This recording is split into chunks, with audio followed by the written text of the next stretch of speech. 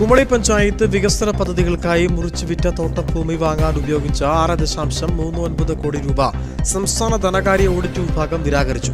പാഴ്ചിലവായി ഉപയോഗിച്ച തുക 20 മെമ്പർമാർ പദ്ധതിക്കായി പണം ചിലവാക്കിയ സമയത്തെ സെക്രട്ടറി എന്നിവരിൽ നിന്നും ഈടാക്കണമെന്ന് ഓഡിറ്റ് വിഭാഗം നിർദ്ദേശിച്ചു.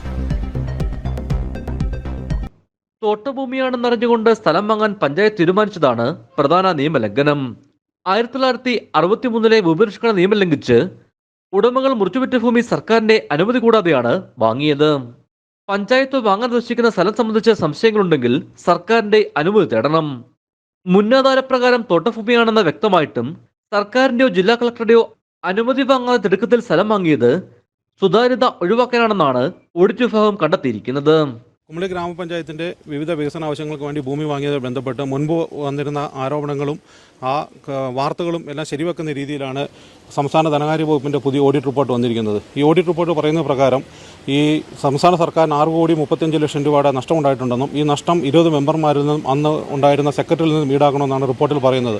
റിപ്പോർട്ടിൽ പറഞ്ഞിരിക്കുന്ന പ്രധാനപ്പെട്ട കാര്യങ്ങളൊന്ന്, പ്രൊക്യൂർമെൻറ്റ് കമ്മിറ്റിയുടെയും സ്റ്റിയറിംഗ് കമ്മിറ്റിയുടെയും തീരുമാനപ്രകാരമാണ് ഭൂമി വാങ്ങിയെന്നാണ് ഇവരുടെ വാദം. എന്നാൽ ഈ രണ്ട് കമ്മിറ്റികൾക്കും നിയമപരമായി ഇങ്ങനെ ഒരു തീരുമാനം എടുക്കാൻ അധികാരമില്ല. ഇവർക്ക് ശുപാർശ ചെയ്യാൻ മാത്രമേ ഭരണസമിതിയോട് ശുപാർശ ചെയ്യാൻ മാത്രമേ നിയമപരമായ അധികാരമുള്ളൂ. എന്നാൽ അങ്ങനെ ശുപാർശ ഭരണസമിതിയിൽ ചർച്ചയ്ക്കെടുക്കുകയോ അല്ലെങ്കിൽ അതുപ്രകാരം തീരുമാനമെടുത്തായിട്ട് ഒന്നും തന്നെ രേഖയിലില്ല.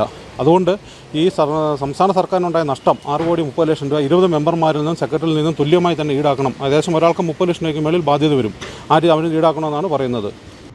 മിനി സ്റ്റേഡിയം, ബഡ് സ്കൂൾ തുടങ്ങിയ പദ്ധതികൾക്കായി വാങ്ങിയ തോട്ടഭൂമി 45 ഡിഗ്രിയിലധികം ചിലവുള്ള പ്രദേശമാണ്.